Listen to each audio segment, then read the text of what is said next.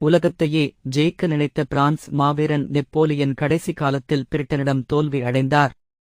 தோல்வி அடைந்த நெப்போலியனை பிரிட்டிஷ் இராணுவம் அவரை சிறைப்பிடித்து ஆப்பிரிக்க தனிச்சிறையில் தனிமையில் வைத்தது. சிறையில் மன உளைச்சலில் அவரின் கடைசி காலம் கழிந்ததோடு அவரை பார்க்க வந்த அவரின் நண்பர் ஒருவர் அவரிடம் ஒரு சதுரங்க அட்டையை கொடுத்து, இது உங்களின் சிந்தனையை செயல்பட வைக்கும், தனிமையை போக்கும் என்று கூறி அவரிடம் கொடுத்தார்.